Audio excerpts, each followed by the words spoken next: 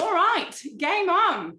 So I also just want to let you know that I am going to ask just a few of you, I'm going to pick a few of you at random to pop on live and just give a 1-minute intro to the group. So if you can just have a little think about what it is you might want to say, and then I'll start bringing some of you on. I'm just joking. Don't freak out. I'm not actually going to do that. But what I do want you to do is think about what just happened in your brain when I said we were going to do that. Oh my gosh, I haven't done my makeup. Is my hair okay? What camera angle am I at? Am I going to look fat? What am I going to say? What if I say something stupid? Why didn't you tell us we were going to do this? Oh my gosh, all of that. And it didn't even happen. And if you're like most of us, you get all of that and more before you've even started your day, before you've even done your morning wee. And it doesn't stop, does it? Let's just have a little look at the day in the life of a female professional. So you're rushing around in the morning, trying to get ready for work, so preoccupied with all the things that you've got to do and all the time you don't have in order to do them, that you forget to put deodorant on. But you don't realize until you step into your first meeting, having run around like a blue-ass fly all morning trying to get there on time. And of course, everyone wants to shake your hand. Nice to meet you. Then later, you're running your team meeting, trying to focus on all the key priorities for the week and motivate your team to take massive action. And all you can think is, I really hope they can't see my muffin top. You're pretty sure you managed to conceal it underneath the oversized 80s jacket that you pulled from the archive that morning in a panic, but you still fear that somehow, some way, a little bulge might have made its way into the public eye. Oh, the shame. But then a new problem arises. Underneath that pure polyester jacket from the past, your body temperature starts to rise by like 6 degrees or more. It's as if you've wrapped yourself in plastic bags. There ain't no airflow getting through that bad boy. So of course, moisture starts to form upon your person. Yeah, you start sweating. Now, I know what you're thinking. That's rather inconvenient, given that you forgot to put deodorant on this morning. And yes, it is. But what's more inconvenient is trying to figure out a way to mop the moisture from your sweaty upper lip while addressing a room full of people without them seeing. You have to have some smooth moves for that one. All of your fears are coming true. You knew it was only a matter of time before you got found out, and everyone would realize you got no idea what you're doing. So you wrap up your team meeting as quickly as you can, and then you retreat back to your office to numb the pain with some caffeine and chocolate. Eventually, the day starts to draw to a close and you can finally lay your head on the pillow. Right after you've just sent your last few emails from your phone and made yourself feel even more inadequate by scrolling through social media and seeing how much better everyone else's life is compared to yours. But you can't go to sleep yet. Oh, no. Not until you've rerun the entire day over in your head just a few more times, berating yourself for all the things that you shouldn't or should have said and all the things you shouldn't or should have eaten. So you resolve tomorrow you'll be good and you'll just have to put more effort in to try and win back the respect of your team that you lost today. And so finally, as you're lying there, trying to think of a time when you didn't feel that you were drowning in shit, you drop off to sleep. Welcome to the world of a female professional. We have got a lot going on, don't we? But what you might not realize is, as well as driving you crazy, all of these thoughts, together with your inability to switch off, are actually causing the stress response to be triggered consistently. The old fight or flight mode, I'm sure you've heard of that before. So our brain constantly thinks that we're under threat and it's working overtime to try and protect us. Now, the only problem with this is it's never going to be successful because the threats are never going to go away. It's kind of like trying to fight or run away from your shadow. you're never going to win, because your shadow isn't a physical thing, and neither are your thoughts. Because here's the thing, our brain doesn't know the difference between real and perceived. So it will respond in the exact same way to these incessant thoughts as it would to a physical threat.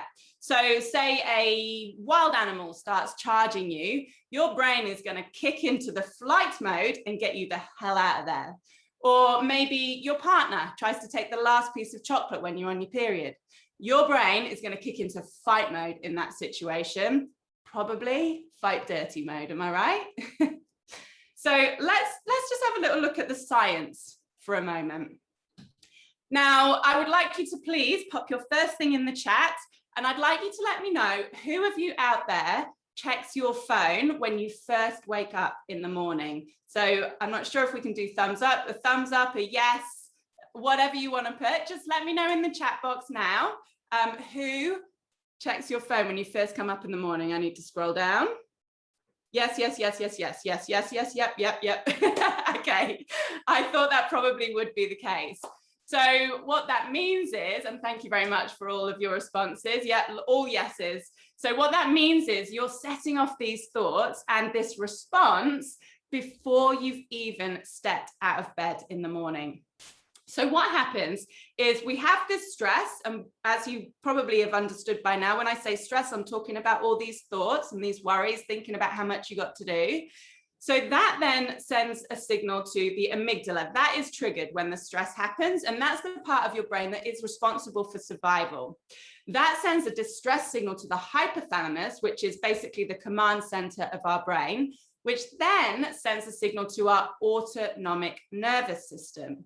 So I'd like you to imagine for a moment that you are sat in a car. Might be your car, maybe the car that you last rode in, or maybe even your dream car, like a Bentley or Tesla, maybe. So imagine that you're sat in the driver's seat. And now I want you to imagine / do putting your foot on the accelerator.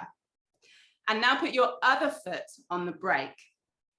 So your autonomic nervous system is essentially the car. The accelerator is your sympathetic nervous system, so your fight or flight mode. And the brake is your parasympathetic nervous system, which we call rest and digest. So I'm sure you can appreciate if you were to keep your foot on the accelerator of a car all of the time, you would run out of fuel and break down, right? Well, it's exactly the same for our bodies.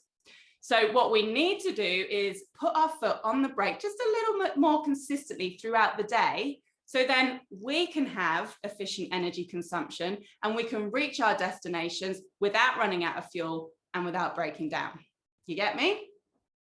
So after a little bit more of the science and a little bit of intro, that's what I'm going to be teaching you today, is how to put your foot on the brake throughout the day so that you can allow your parasympathetic nervous system to come out to play and your parasympathetic nervous system to calm the hell down, meaning your body will calm the hell down and you can go about your business with a whole lot more ease. So I want you to put your imagining hats on again, and I'd like you to imagine for me this time your ideal day. So a day where you feel calm and energized, your work is flowing, your relationships are strong, you're not sweating the small stuff. Something happens, you just let it roll on by. Maybe someone tries to cut you up on the way to work. No problem, sir. Please pop in ahead of me. So I want you to imagine that kind of day, and most importantly, imagine how good it feels. Now, when you put your foot on the brake more consistently, that is how you can feel every single day. Because when you're in that mode, you are in control of your thoughts and actions rather than out of them, meaning you have the power to choose how you respond to everything that comes your way, the good, the bad, and the downright ugly. So that's what we're talking about today. The importance of having the control, but also how to have the control so that you can choose to challenge how you experience life. So I hope you're all sitting comfortably, because we will continue if my clicker will work. There we go. I'm about to go old school and manual and push the thing. So I also have a sweaty upper lip issue, just letting you know, you will see some smooth moves coming from me throughout the talk. So just a really quick bit about me, because it's important for you to understand why I do what I do. So as you can see, stress management expert, performance coach, and my mission is to make a massive dent in the rapidly increasing statistics of lifestyle-related disease and distress that are coming as a very unnecessary result of our highly pressured lifestyles that we live today. So we are more unhealthy and unhappy than ever, but we've actually got more information and resources and solutions available to us than ever. So this is really the source. Stress is the source of a lot of it. So, that's some things that you may have seen me in. So I am a POM, as you can probably tell. I moved to Australia and I fell into the health and fitness industry. Now, me being a driven lady, which I am sure most of you, if not all of you, are on the webinar today. And so I decided, well, I don't want to just be a personal trainer. I'm going to have to own my own gym. So I found an old video store, if anyone remembers what they are. And I converted it into this beautiful personal training studio that you see before you. So this was like all my dreams coming true. Now, don't get me wrong, it wasn't easy to get there. I worked my butt off physically, emotionally, and mentally. To give you a little idea of what that looked like for me, I would sleep maybe 4 to 5 hours a night. Some mornings I'd get up at 3:30 a.m. to train before I would start my day. In this gym, I used to sleep on a swag in my office, so I didn't have to waste time going home. I lived 15 minutes away. So as a result, I started to experience all sorts of health issues that I couldn't fix with diet and exercise. So things like extreme digestive issues plus extreme bloating, to the point where I remember one of my clients asked if I was pregnant when I was in my personal training uniform. Not cool. I'm sure you can all attest to that. I had hormonal issues. I was putting on weight, even though my diet and exercise was the same. Massive erratic moods. Energy was usually rock bottom, but sometimes I'd be completely wired at weird times of the day. But at that time in my life, I was just too busy to really figure it out. I did a little bit here and there, but I had too much to do. So I just kind of passed it off as normal and kept drinking coffee to get through the day. Then I got a big kick up the bum from the universe, and that came in the form of a phone call one Friday night from my head trainer, who I had left at the studio to finish the day. I'd actually gone home to chill out for the afternoon. And in this call, he said, "Hey, Laura, there's been a bang and there's some smoke." So my initial reaction was, for goodness sake, can I not even just have one afternoon without there being an issue? But of course, I got in my car, drove back down to the studio. On the way, got a text message from my alarm system saying overload. And as I pulled up to the traffic lights, a fire engine screamed past and I could smell smoke. So long story short, over the course of the next 2 hours, this was my gym. So that's the inside of my gym from the outside. And I'm sure you can all appreciate no one ever wants to see the inside of their gym from the street or their business. So yeah, we literally watched the whole thing burn down. By the way, in case anyone's thinking, it wasn't an insurance job. And if it was a terrible one. It was actually at the hands of the neighboring restaurant. So yeah, this happened. Now, remember, I told you I was very driven. So I went into fight mode. And I relocated my gym the next day and carried on trading. I had all these clients and team members. So I was like, okay, here we go. I'm the phoenix rising from the flames. Yeah, no, I wasn't. Not behind closed doors. I was fully burning out at that point. So all the health issues that I told you about were supersized, and I was struggling to even get off the couch most days. So eventually I shut my business down and I went on this big old journey to find out what the hell was going on with my body. I spent a lot of money, a lot of time doing all sorts of different therapies, qualifications, workshops, you name it, reading. I did it, trying to figure out what was going on. I think the catalyst, I always like to tell this story of when I really decided I had to do something about it, was when I found myself in a room with a group of ladies sat in a circle, and we were being told to jump up and down and summon goddesses to make us feel better. And I was like, okay, I need help. So eventually I came to the understanding that it really was my mind driving my body. When I say that, I mean, I had things going on that were causing this response, such as perfectionism, wanting to be all the best all the time, setting really high standards that were too high to achieve them, beating myself up for not achieving them, wanting to be there for everyone, please everyone, going to extremes. I was very much all or nothing.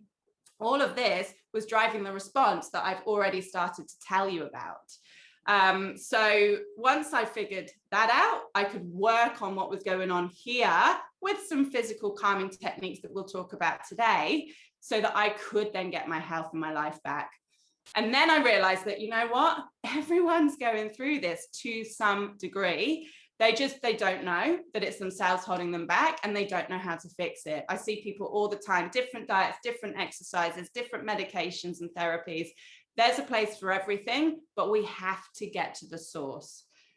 So that is why I do what I do. And I can tell you, I've pretty much experienced most stuff people have. Not that that's a good thing, but it's good for you, because I know what's coming and I can see all the signs. So that's what I bring into everything that I do.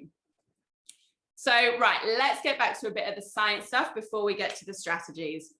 So we have not changed. Even though the world around us has evolved at an amazing rate, our bodies and our brains have not.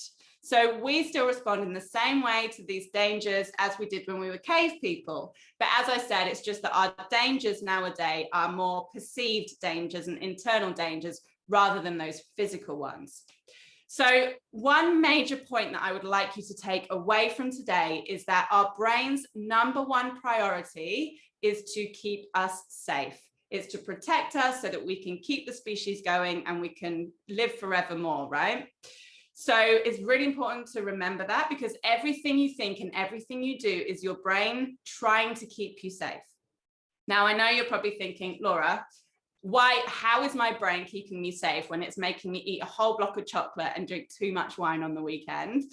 And I can see your point, but it's a strategy of your brain to keep you safe, because what it's actually doing is trying to keep you in your comfort zone. It's trying to hold you back, because if you go out there, out of your comfort zone, your brain doesn't know what's going to happen out there. It's the unknown. There could be so many dangers out there. So your brain's like, don't do it. Stay here where I can protect you. So then it feeds you these thoughts, and literally feeds you these thoughts or behaviors to keep you safe.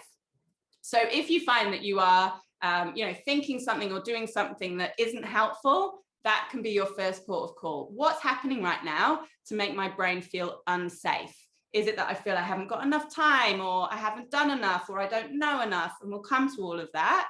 There's always going to be something that's making your brain feel unsafe. And that is the best place to start when you want to try and unravel and understand these thought and behavior patterns.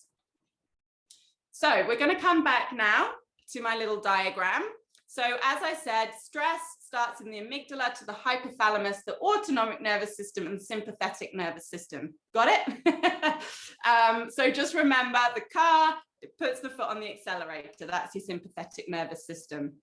So at this point, your body will release all these physiological processes, different hormones and chemicals. Adrenaline and cortisol are key ones in this response. And basically, it will get your body ready to literally fight or run away. So as you can see, some of those processes are your heart rate and your blood pressure will increase, your breathing rate will increase, your body gets flushed with all the energy from your muscles, your liver, all goes into your system, so it can then be sent to your muscles and your vital organs so that you can literally fight or run away. Now, I'd just like to point out the breathing rate and heart rate increase here, because anxiety is a bit of an epidemic that we're going through right now. Pretty much everyone I work with and most people I meet that are kind of highly professional and driven have some form of anxiety at some point. So it's really important for you to note that that's literally this response happening. So if that is you, this is very important what you're going to learn today. So as I said, the main priority of the brain is to keep you safe, and all these responses that happen during the stress response are to help you fight or run away. So what your body also does is it looks at the other systems and goes, right, what do I not need right now? One of the key ones is digestion. The brain looks and goes, well, I don't need to digest anything right now in order to fight this thing or run away from it. So I'm just going to steal the energy, steal the blood from digestion, slow it and shut it down and shove it to where I need it.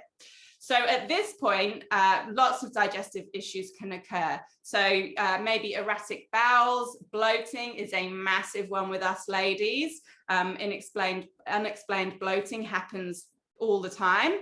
You might even develop, can't talk anymore, I'm too excited, develop some allergies that you didn't have or some food intolerances. You might have IBS. So if your digestion isn't functioning well, that's a problem because your digestion has a massive impact on everything else in your body. So really pay attention to that and start with the gut when you want to start healing yourself. Now, if your digestion isn't working properly, of course, it can't extract the nutrients from the food you eat, assuming you've eaten some nutrient-rich food in the first place. So it means your body can't get all of the energy it needs, so you can become very tired right down to a cellular level. And it also means that your body becomes toxic because you're not getting rid of the waste. That then leads to inflammation. Now, inflammation is when there's all this toxicity and acidity building in the body, and that really is the precursor to a lot of issues: sickness, disease, not having any energy, bad mood. Inflammation is a catalyst for a lot of these things, so we really want to avoid it. If we're very much inflamed, that can also then cause issues with the lymphatic system. So think of the lymphatic system as kind of like a highway around your body. So it transports all the nutrients around, it allows the immune system to get to where it needs to, and it gets rid of all this toxicity. So if you've got too much inflammation and toxicity going on, it gets backed up, kind of like a backup on a motorway. That's literally what it's like. And as you know, that never ends well. So we want to keep that system clear. You might notice, by the way, if your lymphatic system isn't working, that you have some random aches that you shouldn't have. You haven't been to the gym maybe, or been sat in a weird position. Quite often that can be a sign that some lymphatics are blocked.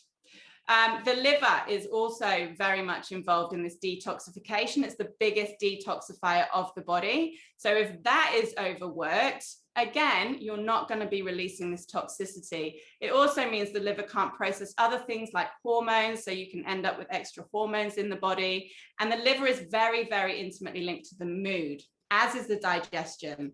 So if you find you are having erratic moods, or you're flat or maybe sad quite often, yes, of course, it can start up here, but we also need to look at the physical things. So you might need a bit of work on the digestion and the liver as well. So remember, we just got to start by listening and then track it back and then try and get to the source. Now, another system that the body does not need for this response is reproduction. So the brain goes, you know what? I do not want to bring a baby into the world because it is dangerous out there. So it starts to shut down the reproductive system. So if this is happening, you might find that you've got more PMS. Just so you know, we shouldn't get PMS. So that's a very important thing to know. I mean, I think that is motivation enough to sort our bodies out for men and women, actually, because we're all affected by PMS. It also means low libido for men and women, and of course, problems conceiving. Then we've also got the thyroid, so that gets confused during the stress response. So you may find that you're putting weight on inexplicably, or maybe losing it. So that could be a sign that your thyroid is confused. And then we have insulin. So as I said, the body gets flushed with all this energy during the stress response so that you've got what you need to fight or run away. Now, if you're not fighting or running away and you're actually just sat at your desk, maybe stressing out about all the emails that you have to do and all the work that you've got going on, it means that you've got all this energy just running around in your body. So insulin is constantly being released to try and balance all this blood sugar out, and it becomes overworked. So you can become insulin resistant, or worse, you can get type 2 diabetes. Now, I don't wish to fearmonger you here. The whole point of this is for me to just let you know some stuff that could be going on. If there's a few things that you got going on that maybe you've passed off as normal, or you just thought, I haven't got time to figure that out right now, or maybe you've tried and you haven't managed to figure it out through your healthcare system, just know that this is going on, and you can then take that to an expert and start to explore it with them. So I'd like you to do a little bit of work for me now. Hopefully you've got a piece of paper or even your phone, but don't check your emails because I'd like you to write down something for me. So I want you to have a look at these 4 columns of symptoms that can happen when you're overstressed. And I'd like you to write down the top 5 symptoms for you. So we're all different. We all deal with everything differently. So it's really important for you to start tuning in to yourself and understanding what your body is trying to tell you. So our bodies are incredibly wise. They are keeping us alive right now without us having to consciously think or do anything. Our heart is pumping, our lungs are breathing, the blood is going around the body.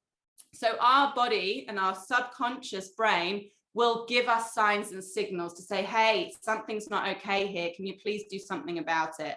So we want to be able to heed those warnings early before you have to hit burnout or before something bad happens. We can be proactive about this because let me tell you, burnout sucks and it takes ages to come out of it. So you really don't want to get that bad before you are motivated to make a change.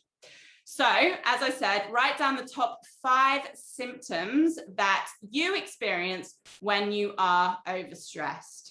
Hopefully, I've left the slide on there long enough for you to have a look at it. I mentioned a lot of the physical ones, but, you know, quite often eating, us ladies love to go to food or not go to food. We like to overeat or undereat when we're stressed. You know, I've mentioned the bloating, worrying all the time. So, yeah, just start to become aware of those with your top 5. All right, let's have a look at how we can start to manage and overcome this. So as I said, brain's #1 priority, I'm going to keep saying it, is to keep us safe. So if we know that this response is triggered when our brain thinks it's in danger, then we can start to manage and overcome that if we're just consistently communicating safety to our brains, consistently putting our foot on the brake, right? So stepping back, this is what I call it, is a great way to do it. Now, you'll see I've got an image of a bow and arrow there. So think about a bow and arrow. What is the point of it? It is to shoot the arrow as far forward as it can go so that it hits the target, right? Hopefully the middle of the target. Now, in order to do that, we have to take the arrow in the opposite direction from where we want it to be. However, when we do that, it gets the momentum that it needs to shoot forward as quickly and efficiently as it can and hit that target as soon as it can. If we didn't do that, we would literally just push it and it would flop forward. Push it, it would flop forward. So we might eventually get to the target, but it's going to take a lot longer and be a lot more effort. It's the same with us. So we're constantly pushing. I haven't got time to do this and this and this. I just got to keep going. Have some coffee, quick, sugar, let's go. And guess what? That's when we start to get tired, burnt out, and have all these health issues. Whereas if we can just step back for a moment, I like to call it Control-Alt-Deleting our brains, we then have the momentum to go forward with much more ease and get to that target, to that destination much more quickly. So if you think you don't have time to step back, I know there's probably a few of you out there freaking out right now. You need to do it the most. The good news is it's very easy to do it during your day. I don't want to be adding stuff to your to-do list. Change happens through consistency. So we have to make this easy for ourselves. Now, we didn't start any big strategies in order to be in this place that we're in, and we don't have to have any big strategies to get out of it. We just have to do things consistently to then create long-term change. So all these strategies I'm giving you now, you can slot into your day very, very easily. #1 is breathing. I mean, it doesn't get easier than that, right? We're doing it all the time. We have to breathe. But the question is, are you breathing correctly? Now, remember I said our heart rate increases, our lung rate increases when we're stressed. And so what that means is most of us are breathing in our chest, which means we are not making the most of our full diaphragm and not making the most of all the oxygen in and CO2 out with our body process. So I am going to quickly show you how to breathe. And you're going to do it with me, pretty please. So make sure you're comfortable. Now, we want to be breathing in the whole diaphragm. So from the pit of your belly up to your chest, front, sides, and back. So we want to fill your whole torso. So as you breathe in, imagine filling it all up. And then as you breathe out, letting it all contract. So we're going to do 3 breaths right now. Okay, here we go. Breathing in and expanding your whole torso.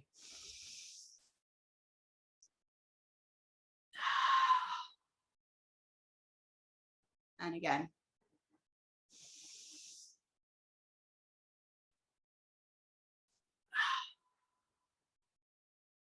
One more.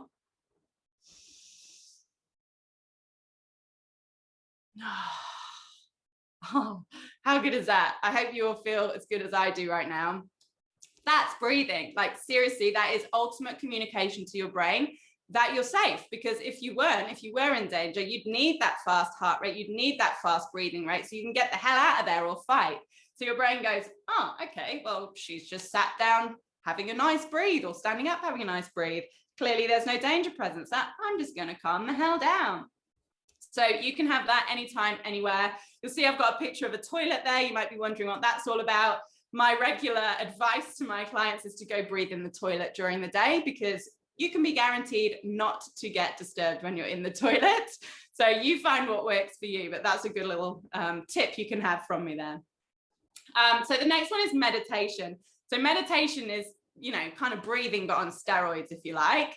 So meditation is very important because, yes, it allows you to breathe nice and deeply, to calm down. It also allows you to focus your mind. So with all of these things that we're doing, the point is to let these thoughts melt away, or at least let you get perspective so you can deal with them and have control over them better.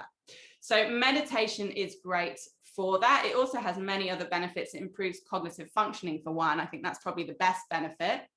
Now, again, I know a few of you might be freaking out at the notion of meditation. I get it. Everyone does. I did. You know, you sit down, all the thoughts in the world come into your brain. You get anxious as all hell and you think, why did I do that? I feel terrible. Again, it's just about consistency. You have to just train your brain that this is what we're doing right now. We are going to calm the hell down and focus on whatever it is. It might be an app that you've got. You could do a guided meditation. You can just Google. You can watch a flickering flame even, you know, watch the ocean. Doesn't matter. The point is to just be still and be very focused on one thing. So I really recommend having a little go at meditation. Again, you can do it anywhere, anytime. You don't have to go find a rock and meditate on a rock by the ocean, lovely as that is. You know, I do it on public transport. I did it before I came on this morning. You know, before you go and see go to meetings, you know, again, it's very accessible. And then the last one on this slide is set boundaries. So if you understand what it is that stresses you out, you can create little game plans to try and minimize that impact. So it could be, you know, if you feel like you haven't got enough time, or you feel like you're overworking and life is all about work, maybe you set yourself a little boundary around your working hours. Now, again, don't freak out. I'm not saying you have to finish work at a specific time every day. Otherwise, you know, everything's going to fall over. But make it easy on yourself. Maybe it is that you say, right, one day a week, I'm going to make sure that I wrap everything up by 5 p.m. If you normally work till 7 or 8 or 9 or 10, probably, you know, that just gives you a few extra hours to be with the people you love, to do something for yourself, you know, to just Control, Alt, Delete your brain so that then when you go back to work tomorrow, you're going to be much more energized. So that's those 3. Then my favorite is to do what you love. Now, this one, a lot of people are kind of like, yeah, whatever, like, what's the point in that? I don't have time. I feel guilty if I do that because I need to be doing other things. But doing what you love is ultimate communication to your brain that you're safe. Because when you do something you love, you feel good right down in the depths of your soul. So again, your brain is like, well, if she feels good right now and she's happy or she's laughing or she's calm, clearly there cannot be danger present. So I'm just going to calm down. I'm going to let the parasympathetic nervous system come out to play, put the foot on the brake, and I'm going to let her go about her business with much more ease. So doing what you love, of course, it can be big things like travel, you know, getting out in nature, great. But of course, we can't always do that in our daily lives. So you can add in some simple ones like maybe rocking out to your favorite music when you're getting ready for work in the morning, or watching puppy videos on YouTube. I mean, who doesn't like puppy videos? It could be doing a bit of Sudoku when you have your lunch break rather than, you know, eating al desco.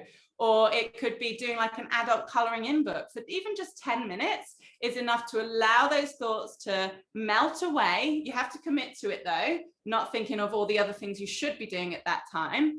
Just allows them to melt away. Remember, Control, Alt, Delete, and then off you go. That little step back, then you get the momentum to go forward.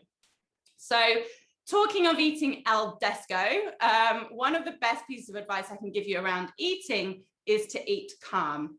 Now, I, of course, encourage you to go seek out from an expert if you've got specific nutritional needs and physical needs. Of course, they can tailor something to you, but these are just a good couple of principles that everyone should follow.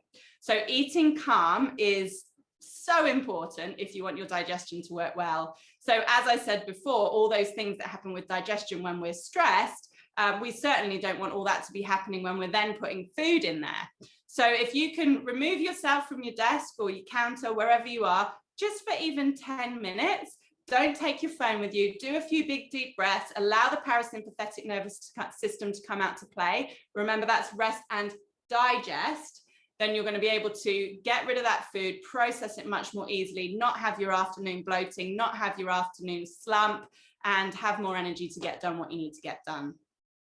And then with exercise, I always recommend move according to what you need. So check in with what's going on. If you're doing your regular exercise and you're finding you're more tired than usual, maybe you've got more aches and pains than usual or than you think you should have, maybe the stress response is going on. So maybe you need to bring it down a notch. So exercise is a stress on the body. It doesn't need to be a bad stress on the body. But if you are currently in this response, you're kind of adding fuel to the fire.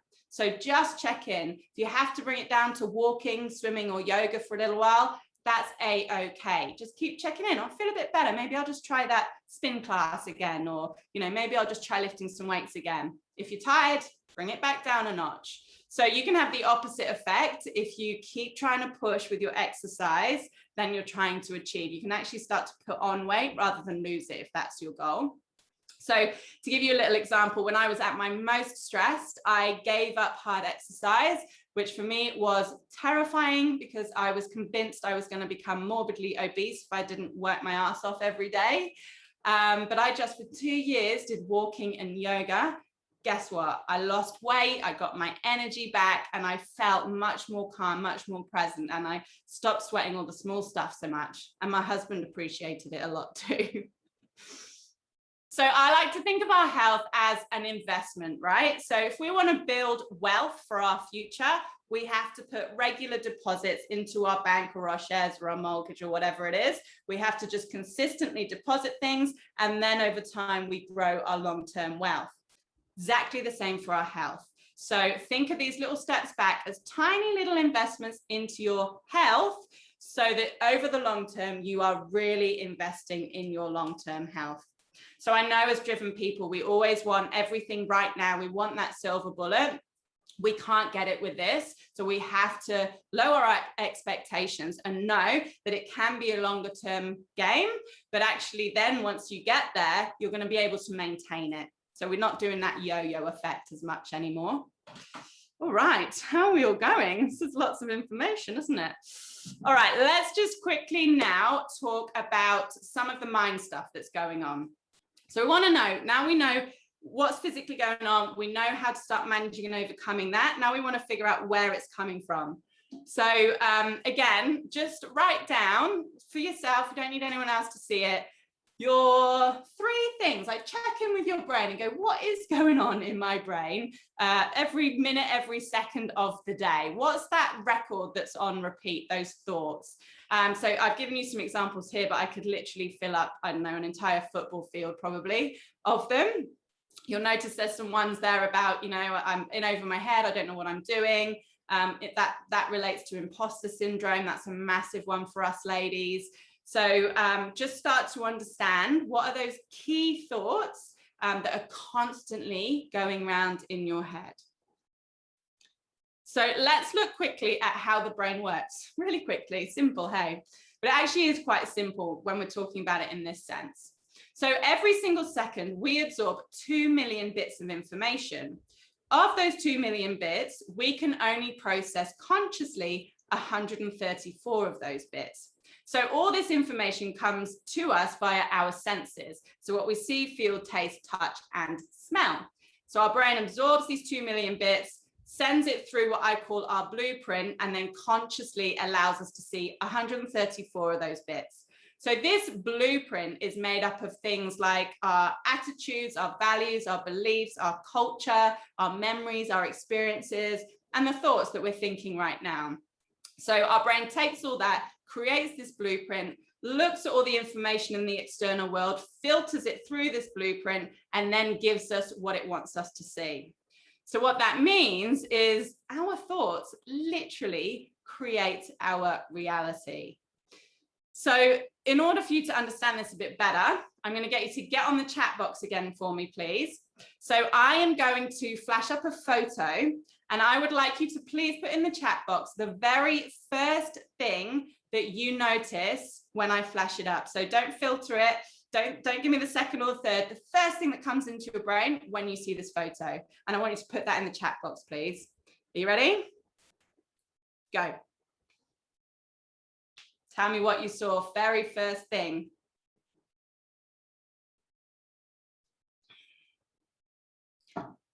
Great body. Dream body. Sand, beach, yep. Female, she's stunning. Body, girl, beautiful. Body, her body, I wish. Body, bikini, breasts in bikini. Bikini woman, yeah, perfect. Right, so can you see there are a few beautiful and relaxed? Great. How we had very different, we had some same, but we had a lot of variety around what you saw just then. You were all looking at the exact same photo, but you all consciously processed different elements of that photo. So, you know, some people said beach and sand. Maybe that's because your blueprint is yearning for beach and sand, probably even more so this year because we haven't been able to get away very easily. So your brain would have filtered all those bits to go blueprint, I want to go away. Therefore, I'm going to show you the sand. You know, the body, quite often, you know, always ladies, we say something about her body. It might be a particular body part or just the fact that she has an excellent body. Usually that's because somewhere in our blueprint, we're not happy with our own body. So therefore, because we're thinking about that and that's our blueprint, that's how our brain interprets what's going on around us and gives us that to see. So it's kind of like, well, it's exactly like when we buy a new car. So I'm sure you've all had this experience. You buy a new car and then all of a sudden you start to see that car all around you. Now, it's not that all of a sudden there are more of these cars all around you. It's just that you've got the image of that car in your blueprint. So your brain is filtering out all of the cars in your external world to align with the car imprint in your internal world. Make sense? I hope so. So I want you to come back to those thoughts. There's a few more up here for you to consider. Those 3 thoughts that you wrote down, because these are forming your blueprint, right? There's so many things that form your blueprint. But if these are the thoughts that are constantly going on, they're an integral part of your blueprint. So that means that's going to be what you experience in the world. So if you do have imposter syndrome, if you do think that you know, if you're constantly thinking, I don't know what I'm doing and I'm going to get found out, you're going to start to interpret everything in the external world to align with that. So it might be someone's reaction. It might be something someone says, could be completely unrelated to you and your ability. But because you have that blueprint, your brain's going to pick up on that and interpret it that, guess what? They think I don't know what I'm doing. So it's really important for us to understand our blueprints and then start to change the elements that aren't working for us. Now, the best way to start with this is to figure out, how can I be myself more? Now, I know I make this sound very easy. And as I said, it is easy, maybe not simple because you have to be consistent, but I do like things to be easy. So this is how I distill it right down to one simple thing, just focusing on being yourself. That's what your blueprint needs to be constructed of. So therefore, you're going to interpret the world in the way that's going to give you the experience that you want to have. So looking at what your core values are, what your real goals are, not what you think your goals should be, are great places to start with this. Having those steps back, doing what you love, being around people that allow you to be yourself. All of that is going to allow you to be building this blueprint of who you are, so that you're going to respond differently to the world and interpret it very differently. So just a quick one on the brain again. So let's take exercise, right? If you wanted to get a tight bum, nice little buns, you would go to the gym, wouldn't you, consistently, and do certain exercises over and over again so that you can get the butt that you desire, hopefully. Our brain is the same. So we have to do things consistently to physically change our brain. So our brain's made up of all these different neural networks. So the way that you think and the way you behave right now happens naturally because it's formed a neural network. At some point in your life, you started thinking something, then you kept thinking it, so your neural pathways formed to make this network, and therefore that became your natural way of being. Now, the good news about our neural networks is if we don't use them, we lose them. So if you can then create this new blueprint and do all of these activities in order to reinforce that consistently, these old ones are going to die away. This new one is going to get stronger. That's going to be the natural way of being. So when you are you, you are uppy. You are you, the real you, and nothing but the real you. So I know that we are running out of time for questions, but I just want to do this one exercise because it's really important, because I want to show you that we can trick the brain so that we can get what we want. So as I said, our brain doesn't know the difference between real and perceived. So we can use that to our advantage. So if we literally imagine and construct what we want in our internal world, in our thoughts, our brain is going to believe that to be true. So it's then going to use that blueprint to construct our external world. So I'd like you please to get comfortable and close your eyes. I'm just going to take you through a quick 2-minute exercise to really show you and reinforce this. So close your eyes, and I want you to first of all just notice your breath. Just focus on your breath. Don't change it. Just notice, do you breathe in your belly, in your chest? Do you breathe in through your mouth or your nose? Just notice how you're currently breathing. And now I want you to go to that deep diaphragmatic breathing that we did at the start. So expanding your entire torso as you breathe in and letting everything contract as you breathe out. Really focus on that. Now I want you to keep doing that, but I want you to count in your head how many counts it takes to breathe in, and then do the same out. So it might be 2 counts, 3, 4, doesn't matter. Just make sure that it's the same number in as it is out. I'll give you a moment to do that.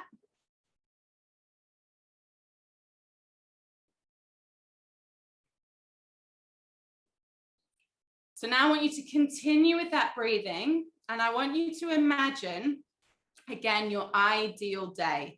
So I want you to imagine yourself in a specific place. It could be, you know, your house, your bedroom, the beach, in nature, doesn't matter. A place where you can be yourself, a place where you just feel calm, you feel present.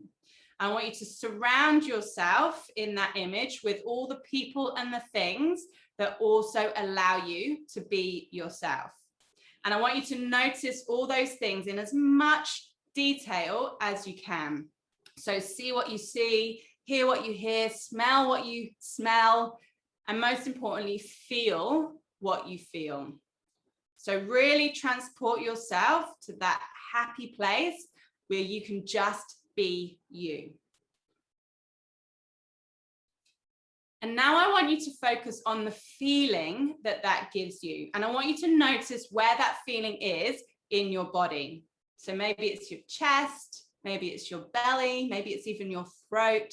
Again, it doesn't matter, but I want you to focus in on that feeling and really, really concentrate on how bloody good it feels when you're just being you. And finally, I want you to imagine that you have got dials and you are turning everything up by 100 times. So all the sounds get louder, all the sights get brighter, they're more saturated, all the details are much more fine. And most importantly, that feeling that you've got wherever you've got it is supersized. So really focusing on that feeling and make it 10 times stronger, 50 times, 100 times stronger. Really, really focus in on that and enjoy this. When the sharpest words wanna cut me down, I'm gonna send a bird, gonna drown a mind. This is brave, this is bruised, this is who I'm meant to be. This is me. Look out, 'cause here I come. Remember, keep feeling that feeling, keep focusing in on it.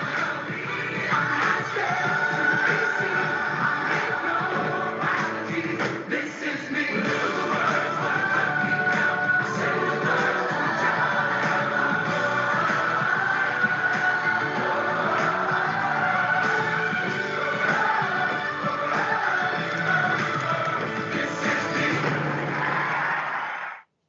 So when you operate from that space, that is when you truly have the power to choose to challenge the way that you experience life and to choose to change.